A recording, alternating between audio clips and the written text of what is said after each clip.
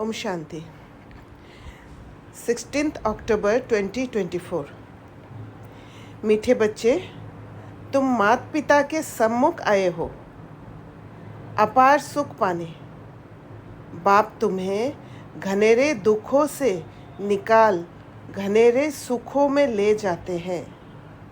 तो आज मैंने जब पढ़ा था ये महावाक्य बाबा के कि बाप तुम्हें घनेरे दुखों से निकाल घनेरे सुखों में ले जाते हैं, उस समय मेरे अंदर एक ही बात स्ट्राइक हुआ था कि बाबा आने से पहले हमें ये तो पता था कि हम दुखी है, पर किन बातों से दुखी है और वो दुख के कारण क्या है वो भी हम नहीं जानते थे।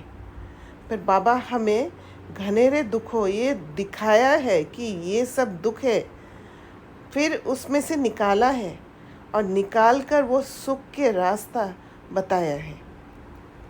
प्रश्न, एक बाप ही रिजर्व में रहते पुनर्जन्म नहीं लेते हैं, क्यों? क्योंकि कोई तो तुम्हें तमोप्रधान से सतोप्रधान बनाने वाला चाहिए।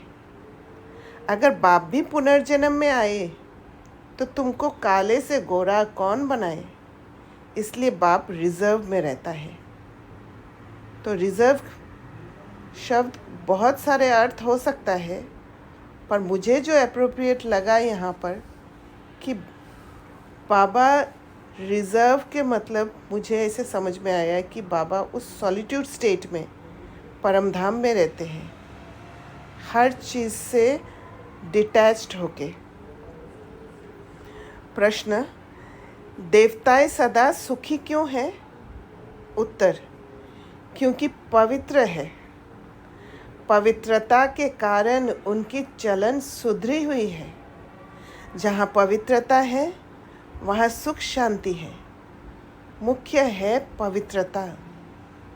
तो वो पवित्रता का स्टेट को महसूस करना कि कितना पवित्र होने से कैसे चलन को सुधार लेने से वो सुख शांति जीवन में पहले पीप करने लग जाते हैं, फिर धीरे धीरे प्रकाशित होने लग जाते हैं। और वो अंदर का सुख शांति जो सिर्फ हमारे अंदर नहीं होता है, जो हम पूरे विश्व में रेडिएट भी करते हैं। इसलिए मुख्य है पवित्रता। ओम शांति। मीठे मीठे सिकिलदे बच्चों प्रति रूहानी बाप समझाते हैं। वह बाप भी है, माता पिता भी है। तुम गाते थे ना, तुम माता पिता हम बालक तेरे, सब पुकारते रहते हैं। तो वहाँ यहाँ शिव बाबा माता पिता भी है। तो माता पिता बाबा को उस रूप में देखते हैं, जब वो निराकार रूप में देखते हैं तब वो माता पिता का पोजीशन बाबा को देते हैं, क्योंकि बाबा के प्रति कोई जेंडर बायस नहीं होते हैं, उनका कोई शरीर नहीं है। पर जब कोई शरीरधारी को कोई रिलेशन से किसी से संबंध जोड़ते हैं, तो फिर मुझे ये समझ में आता है कि एक रिस्पेक्ट करना अलग बात है, और उस रिस्पेक्ट में एक स्पिरिचुअल रिस्पेक्ट भी है। दूसरा, जो शरीर के हिसाब से किसी को वो रिस्पेक्ट देना, वो अलग बात है। तो माता पिता का नाम एक शिव बाबा को ही दे सकते हैं, ना किसी और को, क्योंकि और ब्रह्मा बाबा को ही वो परमिशन है, क्योंकि ब्रह्मा बाबा को इसलिए परमिशन है कि ब्रह्मा बाबा द्वारा एडप्ट हुआ है, और उसी के हिसाब से हम आपस में भाई बहन बने हैं। और फिर शिव बाबा जो हमें एडप्ट किया है, शिव बाबा के जो हम बच्चे हैं, जो सालिग्राम है, वो परमानेंट वो बाप और बच्चे की स्टेट है। माता पिता, वो माँ भी शिव है और बाबा भी शिव है, और उनके बच्चे शालिग्राम के हिसाब से आत्मा है, परमात्मा के बच्चे आत्मा है, उस हिसाब से है। बाकी किसी के लिए वो हक नहीं है कि किसी और को बच्चा कहे। तो ये जो संबंध है हमारा आपस में, वो स्पिरिचुअल फ्रेंड का संबंध सबसे फिट बैठता है। बाकी भाई बहन के हिसाब से या एक निमित्त बनने का हिसाब से, तब हम किसी को दीदी या बड़े भाई साहब ये सब कहते हैं। बाबा कहते तुम गाते थे ना, तुम माता पिता हम बालक तेरे, सब पुकारते रहते हैं। किसको पुकारते हैं? परम पिता परमात्मा को। बाकी उनको समझ में नहीं आता कि उनकी कृपा से सुख घनेरे कौन से और कब मिले। भक्ति में गाते तो है, पर सुख मिलना, जब तक दुख का कारण को नहीं जानते हैं, तब तक ये पता नहीं पड़ता है कि सुख घनेरे कैसे मिला है और कब मिला है। सुख घनेरे किसको कहा जाता है वह भी नहीं समझते। अभी तुम यहाँ सामने बैठे हो, जानते हो यहाँ कितने दुख घनेरे हैं। अभी हम जानते हैं, जब बाबा के सामने बैठे हैं, कि दुख घनेरे कितने हैं। फिर उन दुख से जब लिबरेट होते हैं बाबा के ज्ञान से, बाबा के पावर से, तब वो सुख घनेरे का अनुभव होता है। तो बाबा कहते हैं ये है दुख धाम, वह है सुख धाम। किसकी बुद्धि में नहीं आता है कि हम 21 जन्म स्वर्ग में बहुत सुखी रहते हैं। तुमको भी पहले ये अनुभव नहीं था। अभी तुम समझते हो हम उस परम पिता परमात्मा माता पिता के सामने बैठे हैं। जानते हो हम 21 जन्मों के लिए स्वर्ग की बादशाही प्राप्त करने के लिए ही यहाँ आते हैं। बाप को भी जान लिया और बाप द्वारा सारे सृष्टि को भी समझ लिया है। तो ये बाबा को जानना कि बाबा कैसे हमें लिबरेट कर रहे, बाबा का क्या ऑक्यूपेशन है और बाबा हमारा क्या साथ दे रहे, कैसा संबंध है बाबा के साथ, और बाप द्वारा जो सारे सृष्टि चक्र को जानना समझना, ये संगम युग में ही होता है। और उसी से ही हम दुख घनेरे को भी जानते हैं और सुख घनेरे को भी अनुभव करते हैं। हम पहले घनेरे सुख में थे, फिर दुख में आए, ये भी नंबरवार हर एक की बुद्धि में रहता है। स्टूडेंट को तो सदैव याद रहना चाहिए, परंतु बाबा देखते हैं घड़ी घड़ी भूल जाते हैं, इसलिए फिर मूंझा जाते हैं, छुई मुई अवस्था हो जाती है। तो छुई मुई अवस्था को अगर हम सोचें तो वो एक इमोशनल सेंसिटिविटी है जिसके साथ हम रिस्पॉन्स कर लेते हैं, और जब रिस्पॉन्स कर लेते हैं तब हम उस रिस्पॉन्स से छूटने के लिए, वो जो आत्मा को दर्द होता है, तब जाके हम खुद का इंट्रोस्पेक्ट करने लग जाते हैं, और उस समय हम विड्रॉ करके, उस सिन से विड्रॉ करके सेल्फ रिफ्लेक्शन में चले जाते हैं। तो ये प्रोसेस एक प्रोटेक्शन है। रेस्पॉन्ड कर लेना भी एक प्रोटेक्शन है, वो बाहरी रूप से प्रोटेक्शन है, और वो प्रोटेक्शन में हम बाउंड्रीज भी सेट करते हैं, और किसी किसी बात पे हम अपना प्रोटेक्शन के कारण, स्वयं से डिस्कनेक्ट होने के कारण, जो भी बात सामने आती है, अपने को बचाने के लिए, कोई रिएक्शन से बचने के लिए, दूसरे के रिएक्शन से बचने के लिए हम हाजी कर देते हैं। तो छुई मुई होना ये एक डिफेंस मैकेनिज़्म होता है, और वो डिफेंस मैकेनिज़्म में सोल कॉन्शियसनेस स्टेट में भी हो सकता है और बॉडी कॉन्शियस स्टेट में भी हो सकता है, दोनों हो सकता है। देही अभिमानी स्टेट में भी हो सकता है और देह अभिमान स्टेट में भी हो सकता है। तो हम कह सकते हैं कि नेगेटिव एनर्जी से अपने को प्रोटेक्ट करने के लिए हम छुई मुई बन जाते हैं, इन्फ्लुएंस्ड हो जाते हैं और फिर रिएक्ट कर लेते हैं। तो बाबा कहते हैं माया वार कर लेती है, वह जो खुशी होनी चाहिए वह नहीं रहती। नंबरवार पद तो है ना, स्वर्ग में तो जाते हैं परंतु वहाँ भी राजा से लेकर रंग तक रहते हैं ना। वह गरीब प्रजा, वह साहूकार। तो डिफरेंट डिफरेंट जो स्टेट्स है, डिफरेंट डिफरेंट जो पद है, वो स्वर्ग में भी है और यहाँ पर भी है। तो बाबा कहते हैं स्वर्ग में भी ऐसे हैं तो नर्क में भी ऐसे हैं, पर फिर भी दो नाम है, एक स्वर्ग एक नर्क। ऊंच और नीच, वो ऊंच और नीच का स्टेट है, पर स्वर्ग में वो ऊंच और नीच का भान नहीं होता है। वहाँ पर कोई मूंझते नहीं है, एक्सेप्टेंस होता है, चाहे वो ऊंचा बैठे हैं या कोई नीचे बैठे हैं।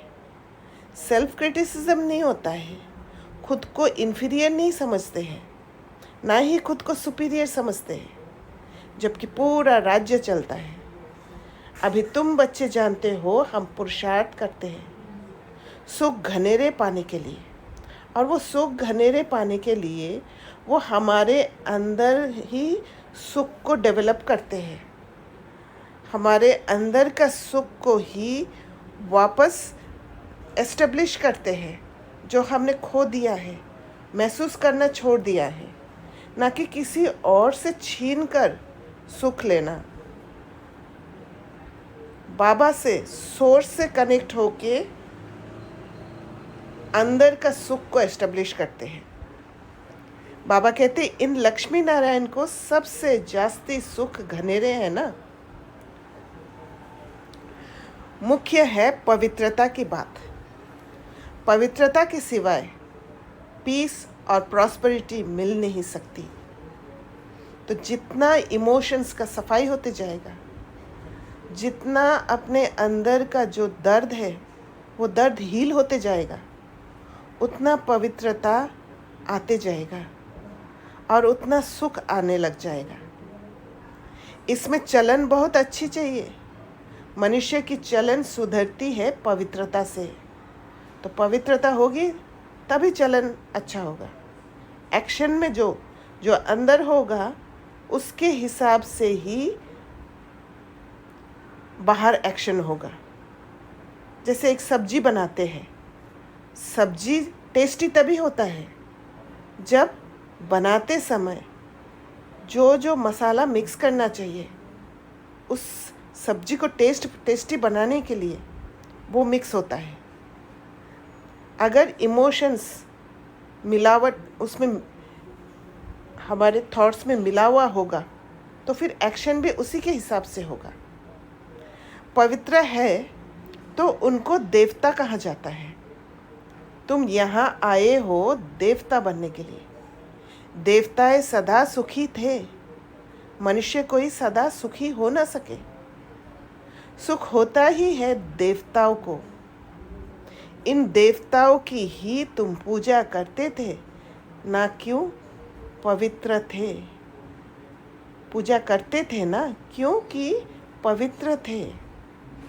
तो सुख होता ही देवताओं को। तो ये प्रारब्ध वाला स्टेट बाबा बता रहे।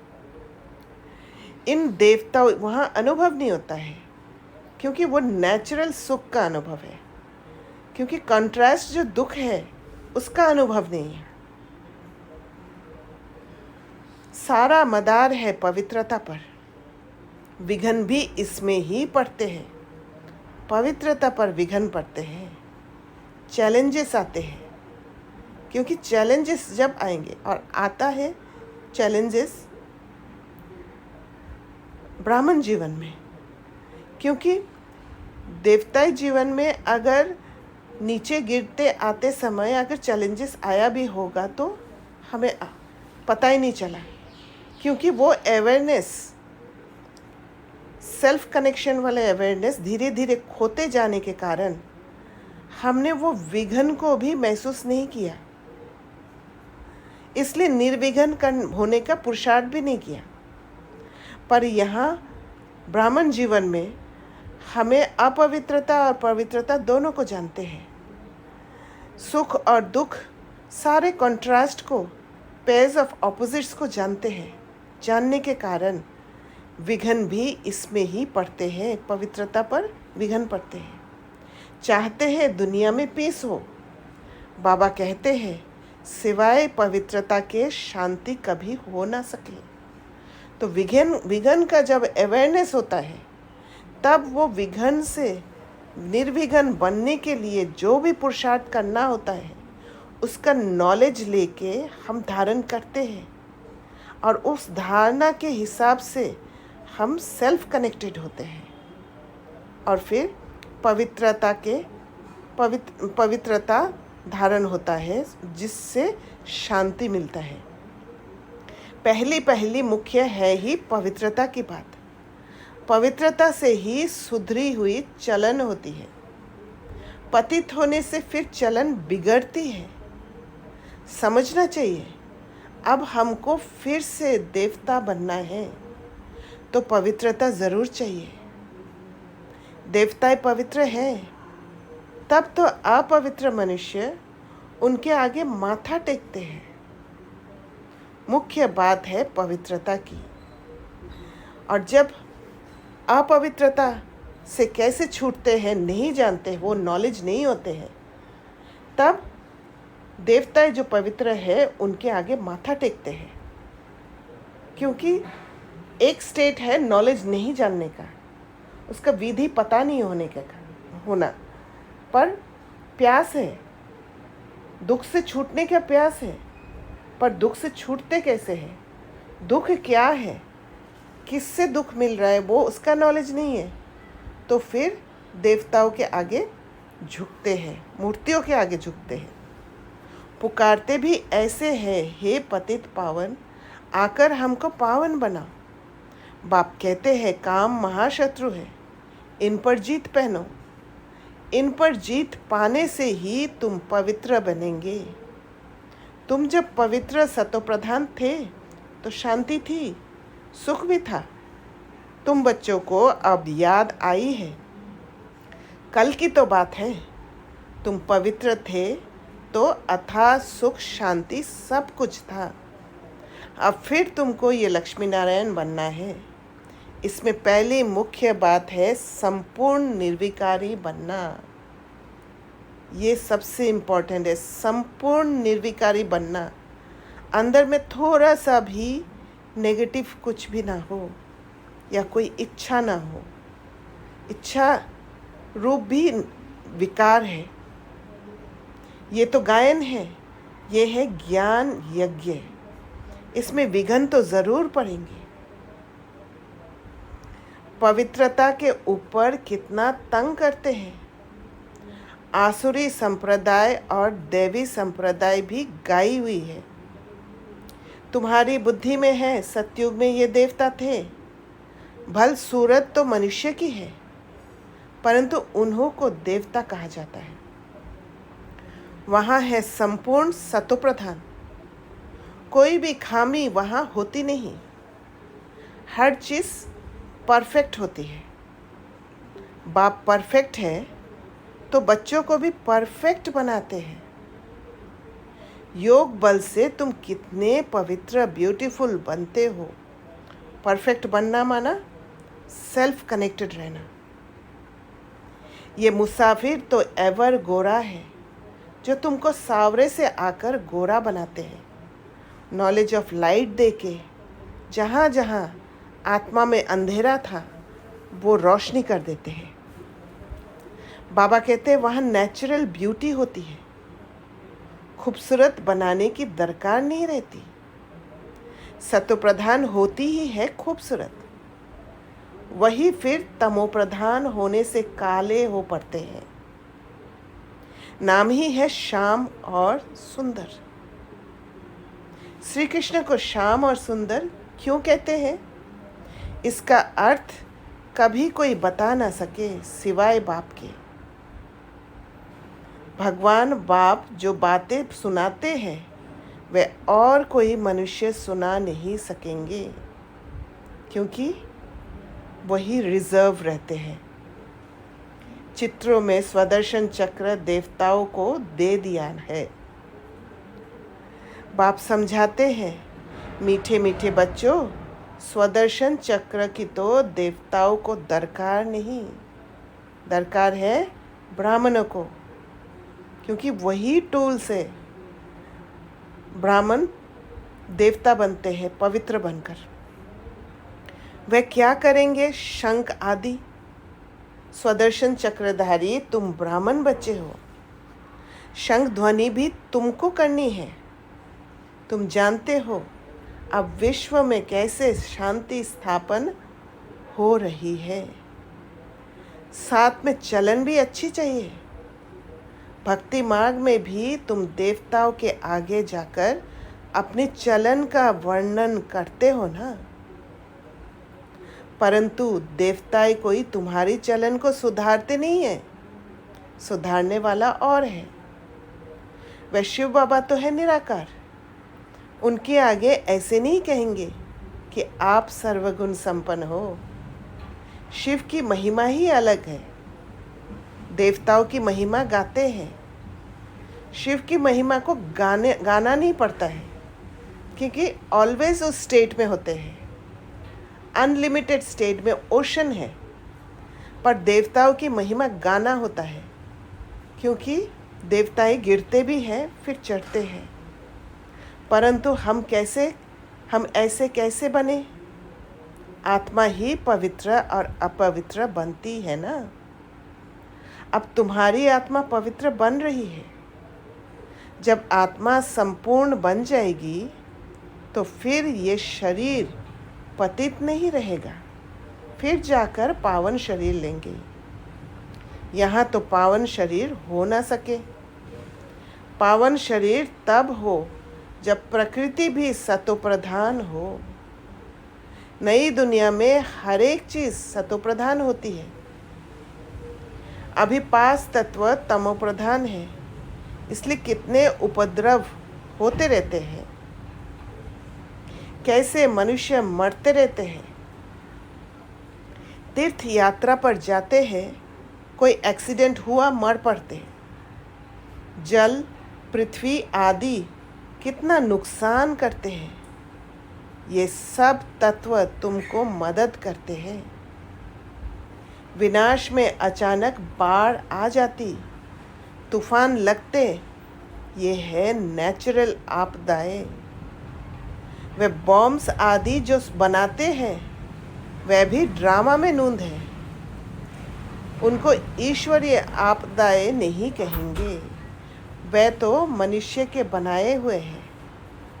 अर्थक्वेक आदि कोई मनुष्य के बनाए हुए नहीं हैं। ये आपदाएं सब आपस में मिलती हैं, पृथ्वी से हल्काई होती है। तुम जानते हो कैसे बाबा हमको एकदम हल्का बनाकर साथ ले जाते हैं नई दुनिया में। तो जितना भी भारीपन है वो इस कारण से है क्योंकि हमारा भिन्न भिन्न बंधन इस दुनिया के साथ बना हुआ है। और जब पृथ्वी ही हल्का हो जाता है, सारे वो बंधन वाले चीज़ हमसे छूट जाती है। हमारे लिए और कोई उपाय नहीं रहता है और हम उस हल्काई स्थिति में चले जाते हैं। एक अचानक एक फ्रीडम का स्टेट, एक मुक्त अवस्था।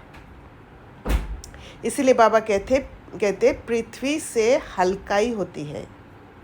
तुम जानते हो कैसे बाबा हमको एकदम हल्का बनाकर साथ ले जाते हैं नई दुनिया में। माथा हल्का होने से फिर चुस्त हो जाते हैं ना, ये अनुभव हम सबको है। तुमको बाबा बिल्कुल हल्का कर देते हैं, सब दुख दूर हो जाते हैं, सारे छुई मुई से निकल जाते हैं।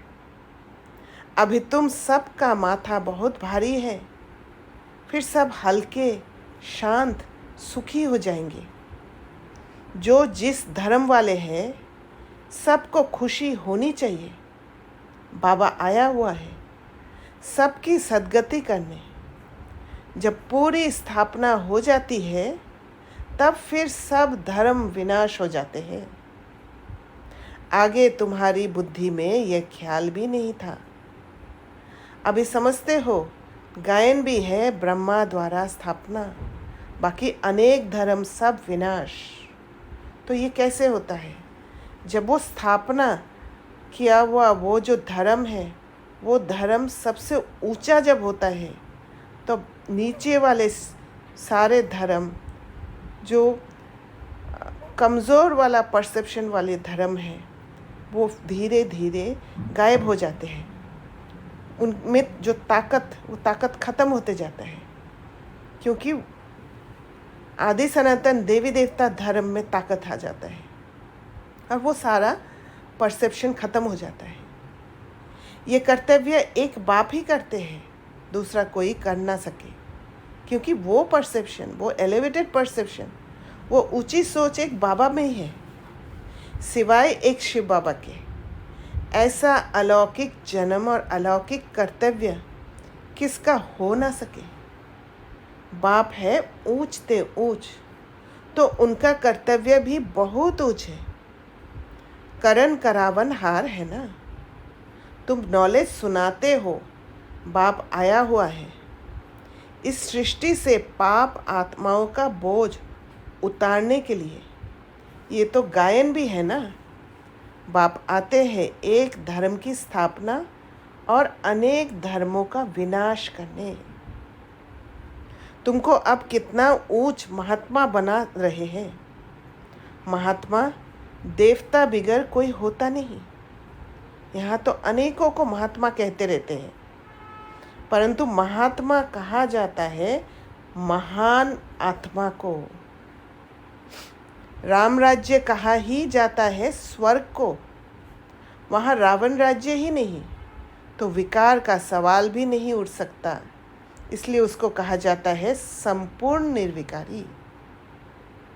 जितना संपूर्ण बनेंगे उतना बहुत समय सुख पाएंगे। तो जब संपूर्ण बनते हैं, कोई भी चीज़ को संपूर्ण बनना है तो इसका मतलब उसका कम भी है, तो ज़रूर विकारी भी बने होंगे। ये महिमा शिव बाबा का नहीं है, क्योंकि वो हमेशा ही फुल है। अपूर्ण तो इतना सुख पा ना सके, तो यही पैरामीटर के हिसाब से सुख पाना। जितना संपूर्ण बनेंगे उतना समय सुख पाएंगे, और अपूर्ण रहेंगे तो सुख पा ना सकेंगे। स्कूल में भी कोई संपूर्ण कोई अपूर्ण होते हैं, फर्क दिखाई पड़ता है। डॉक्टर माना डॉक्टर, परंतु कोई की पगार बहुत कम, कोई की बहुत जास्ती। वैसे ही देवताएं तो देवताएं होते हैं, परंतु मर्तबे का फर्क कितना पड़ जाता है। वहाँ पर दास दासी को भी देवता बोलेंगे, प्रजा को भी देवता बोलेंगे, पर पद अलग अलग है। कोई राजा रानी होंगे, कोई दास दासी प्रजा होंगे। बाप आकर तुमको ऊंच पढ़ाई पढ़ाते हैं। श्री कृष्ण को कहते हैं श्याम सुंदर, सावरा कृष्ण भी दिखाते हैं। श्री कृष्ण सावरा थोड़े ही होता है, श्री कृष्ण के आत्मा होती है। जब वो नीचे गिरता है, नाम रूप तो बदल जाता है ना, सो भी आत्मा सावरी बनती है। भिन्न नाम रूप देश काल। अभी तुमको समझाया जाता है, तुम समझते हो बरोबर हम शुरू से लेकर कैसे पाठ में आए हैं। पहले देवता थे, फिर देवता से असुर बने। बाप ने 84 जन्मों का राज भी समझाया है, जिसका और कोई को पता नहीं है। बाप ही आकर सब राज समझाते हैं। बाप कहते हैं, मेरे लाडले बच्चे, तुम हमारे साथ घर में रहते थे ना, इसको अनुभव करना है। हमारा घर स्वीट होम। बाबा कैसे बता रहे हैं, एक बाप का अनुभव और एक बच्चे बनने का अनुभव इन 2-4 महावाक्य में बहुत गहराई से अनुभव होता है। तो बाप कहते हैं, मेरे लाडले बच्चे, तो तुम हमारे साथ घर में रहते थे ना, तुम भाई भाई थे ना, सब आत्माएं थी, शरीर नहीं था, बाप था और तुम भाई भाई थे और कोई संबंध नहीं था। तो ये जब हम समझते हैं, जिन आत्माओं के साथ हमारा हिसाब किताब बना हुआ है, जिनको हम अभी तक अंदर से एक्सेप्ट नहीं कर पा रहे हैं, उनको अगर हम समझेंगे कि हम एक साथ थे, ऊपर अपने घर में थे, तब कितना सुंदर भाई भाई का संबंध था। भले वो अनुभव नहीं था, पर था तो वो संबंध जहाँ पर कोई मनमुटाव नहीं था, एक सुंदर रिश्ता था। और दूसरा कोई संबंध ही नहीं था जहाँ पर अटैचमेंट वाला संबंध हो। बाप तो पुनर्जन्म में आते नहीं, वह तो ड्रामा अनुसार रिजर्व रहते हैं, उनका पार्ट ही ऐसा है। अंदर में सेल्फ में रहते हैं। तो परमधाम है सेल्फ में समेटा हुआ सीड स्टेज में रहने का। तुमने कितना समय पुकारा है वह भी बाप ने बताया है। ऐसे नहीं द्वापर से पुकारना शुरू किया है, नहीं, बहुत समय के बाद तुमने पुकारना शुरू किया है।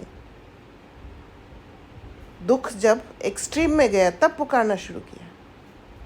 तुमको तो बाप सुखी बनाते हैं, अर्थात सुख का वर्षा बाप दे रहे हैं।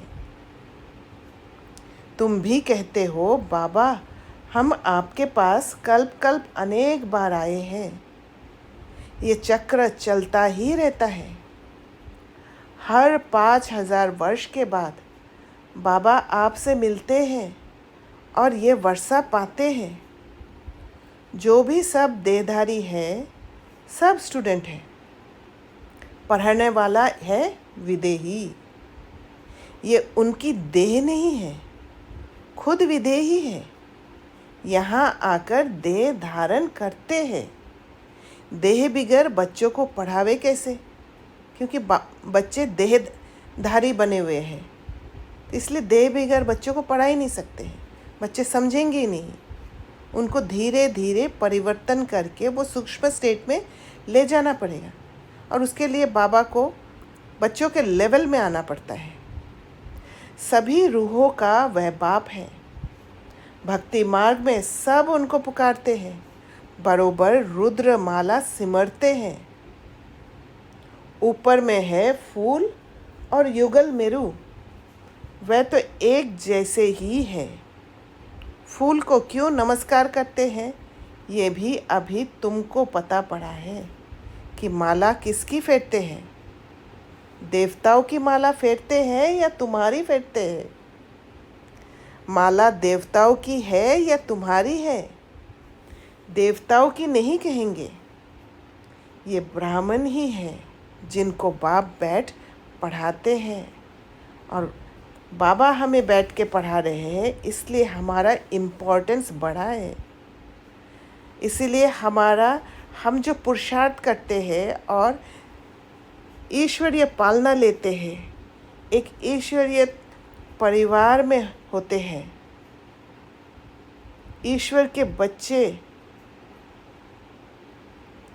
अपने को समझ पाते हैं। इसीलिए हमारा इम्पोर्टेंस इतना बढ़ता है। जो भक्ति मार्ग में ब्राह्मणों की माला फेरा जाता है, ब्राह्मण से फिर तुम देवता बन जाते हो। अभी पढ़ते हो, फिर वहाँ जाकर देवता पद पाते हो। माला तुम ब्राह्मणों की है, जो तुम बाप द्वारा पढ़कर मेहनत कर फिर देवता बन जाते हो। तो वो जो कंप्लीट माला बनता है, एक एक ब्राह्मण वो कंप्लीट स्टेट में चले जाते हैं, वो बनता है ब्राह्मणों की माला। वो फिक्स्ड माला नहीं होता है, वो चेंज होते रहते हैं। पर भक्ति मार्ग में जो माला है, जो फेरते हैं, वो ब्राह्मणों की है, देवताओं की नहीं, क्योंकि देवताओं को जानते ही नहीं है वो कौन थे। तो बाबा कहते मेहनत कर फिर देवता बन जाते हो, बलिहारी पढ़ाने वाले की। तो यहाँ समझ में आ रहा है कि मेहनत जहाँ होता है, जहाँ पर मेहनत करते हैं कोई भी स्टेट को पाने के लिए, वहाँ पर इम्पोर्टेंस है। इस दुनिया में भी मेहनत करने वाले को कब इम्पोर्टेंस रहता है। बाप ने बच्चों की कितनी सेवा की है, वहाँ तो कोई बाप को याद भी नहीं करते हैं। भक्ति मार्ग में तुम माला फेरते थे, अभी वे फूल आकर तुमको भी फूल बनाते हैं, अर्थात अपनी माला का दाना बनाते हैं। तुम गुलगुल बनते हो ना। आत्मा का ज्ञान भी अभी तुमको मिलता है। सारे सृष्टि के आदि मध्य अंत का ज्ञान तुम्हारी बुद्धि में है, तुम्हारी ही महिमा है। तुम ब्राह्मण बैठ आप समान ब्राह्मण बनाकर फिर स्वर्गवासी देवी देवता बनाते हो। देवता इस स्वर्ग में रहते हैं। तुम जब देवता बन जाते हो, वहाँ तुमको पास्ट प्रेजेंट फ्यूचर की नॉलेज नहीं होगी, वहाँ ज़रूरत ही नहीं है, क्योंकि वहाँ वो कंप्लीट स्टेट में होते हैं। वहाँ सेल्फ कनेक्टेड रहते हैं, तो वहाँ पुरुषार्थ करने की ज़रूरत नहीं है। पास्ट प्रेजेंट फ्यूचर की नॉलेज पुरुषार्थ में ज़रूरत होता है। अभी तुम ब्राह्मण बच्चों को ही पास्ट प्रेजेंट फ्यूचर का ज्ञान मिलता है और कोई को भी ज्ञान नहीं मिलता। तुम बहुत बहुत भाग्यशाली हो, परंतु माया फिर भुला देती है। तुमको कोई ये बाबा नहीं पढ़ाते हैं, ये तो मनुष्य है, ये भी पढ़ रहे हैं। ये तो सबसे लास्ट में था, सबसे नंबर 1 पतित, वही फिर नंबर 1 पावन बनते हैं। कितना सुखी होते हैं। एम ऑब्जेक्ट सामने खड़ी है, बाप तुमको कितना ऊंच बनाते हैं। आयुष्मान भव पुत्रवान भव, ये भी ड्रामा में नोंद है।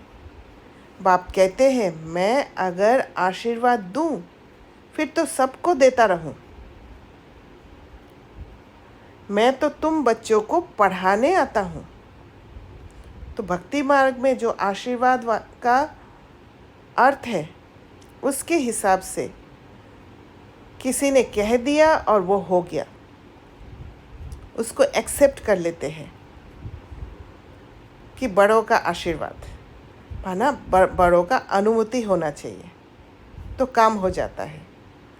पर यहाँ पर बाबा का आशीर्वाद जो है वो उस पढ़ाई में है, पढ़ाई में इनबिल्ट है। जितना उस पढ़ाई को अच्छी तरह समझेंगे, जैसे बाबा दे रहे उस बात को समझ पाएंगे और धारण कर पाएंगे, ऑटोमेटिक वो आशीर्वाद मिलते जाएगा। मैं तो तुम बच्चों को पढ़ाने आता हूँ, पढ़ाई से ही तुम्हें सब आशीर्वादें मिल जाती हैं। अच्छा, मीठे मीठे सिकिलदे बच्चों प्रति माता पिता बाप दादा का याद प्यार और गुड मॉर्निंग। रूहानी बाप की रूहानी बच्चों को नमस्ते। हम रूहानी बच्चों की रूहानी बाप दादा को याद प्यार, गुड मॉर्निंग और नमस्ते। किसी का कोई क्वेश्चन है तो पूछ सकते हैं। धारणा के लिए मुख्य सार, जैसे बाप परफेक्ट है, ऐसे स्वयं को परफेक्ट बनाना है। पवित्रता को धारण कर अपनी चलन सुधारनी है। सच्चे सुख शांति का अनुभव करना है। परफेक्ट तभी बन सकते हैं जब सेल्फ कनेक्शन होता है। जब स्वयं को लूज़ कर देते हैं तो फिर एक्शन में परफेक्शन नहीं आता है, वहाँ हिलने लग जाते हैं। दूसरा पॉइंट, सृष्टि के आदि मध्य अंत का ज्ञान बुद्धि में रख। ब्राह्मण से देवता बनाने की सेवा करनी है। और जब आदि मध्य अंत का ज्ञान बुद्धि में होता है तो फिर हर एक के प्रति एक एक्सेप्टेंस होता है, और वो एक्सेप्टेंस एक शुद्ध वातावरण देता है जिससे सेवा सही तरीक़ा से होता है, सेवा फ्रूटफुल होता है। तो इसलिए आदि मध्य अंत का ज्ञान बुद्धि में रखना बहुत इम्पोर्टेंट है, जिससे हमारे बुद्धि में ये रहता है कि हर एक सोल का जर्नी कैसा कैसा होता है, एक रहम की दृष्टि रहता है, और स्वयं भी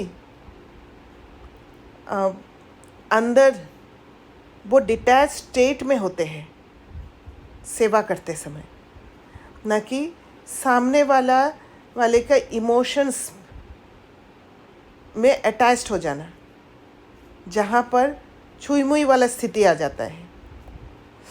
तो बाबा कहते अपने ऊंचे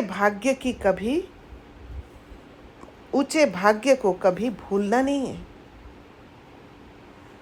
और भूलना तो बाद में होता है, पहले उसको महसूस करना होता है कि कितना ऊंचा भाग्य है।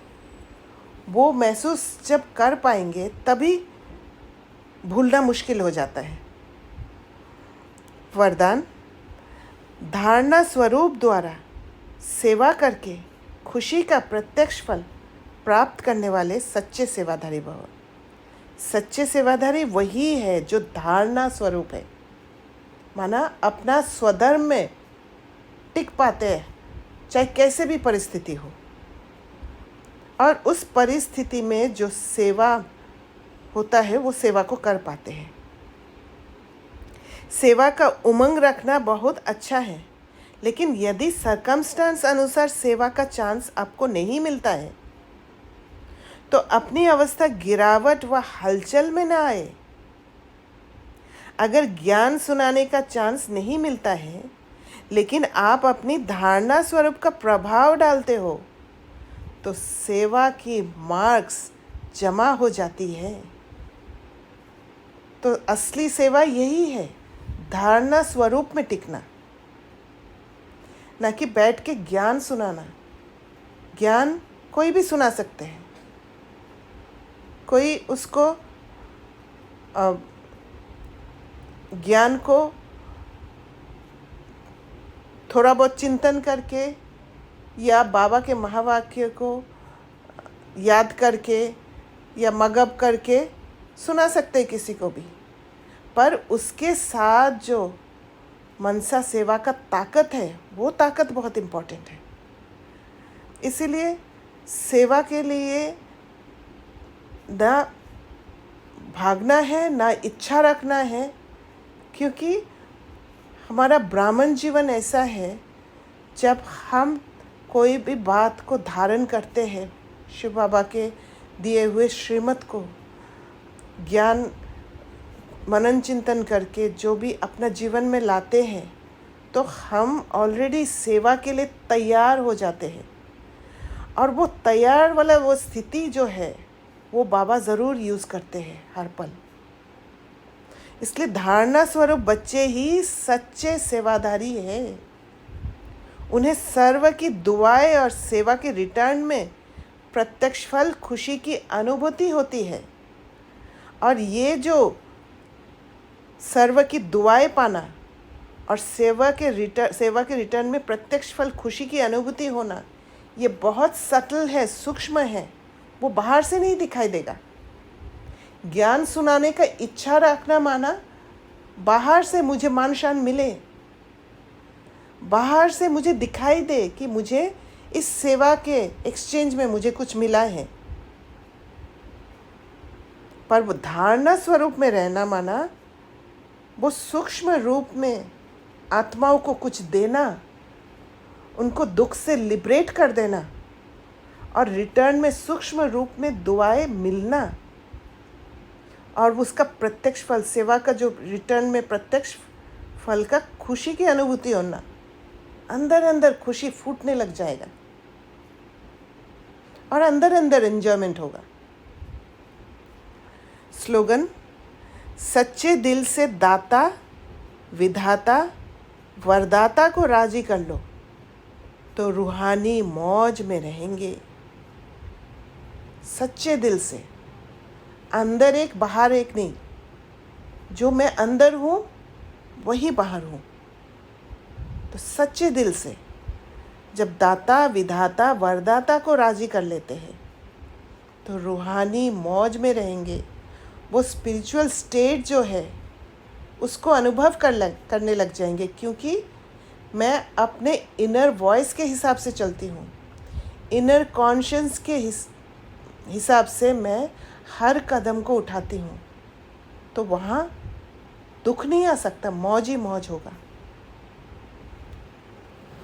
अच्छा, ओम शांति।